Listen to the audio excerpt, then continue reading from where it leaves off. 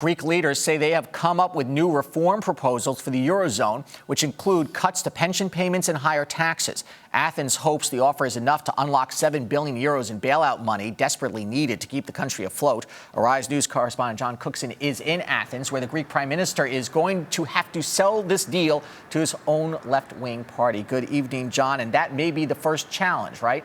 Hi, Andrew.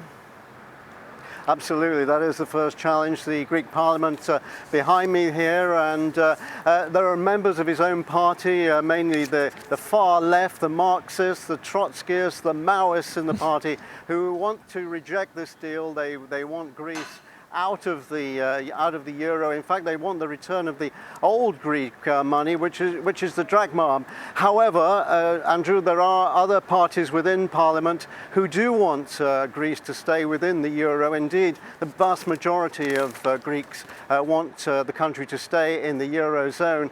So my sense of it is when this deal, as I'm sure it will be cut tomorrow in Brussels, when it comes back to the Greek Parliament, that in the long term they will approve it. The vote's due on Monday, and then that might see the unlocking of these billions of dollars, dollars equivalent, that's euros, for the Greek economy. Yeah, John, they want to stay in the eurozone, but they also have been fighting against austerity, which is why they elected the current government.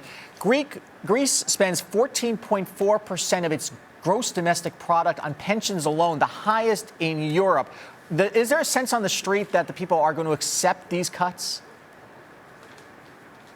Well, frankly, Andrew, they're going to have to. You've got to remember this country has been suffering from austerity measures for the last 5 years now. You're very correct about pensions here. They're some of the highest in the world.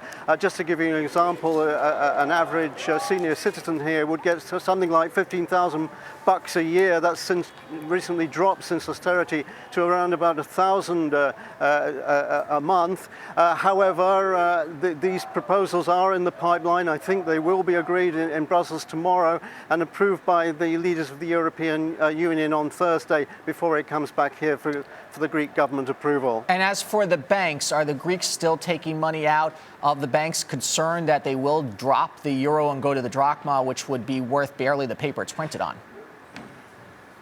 Yeah, that's a good question.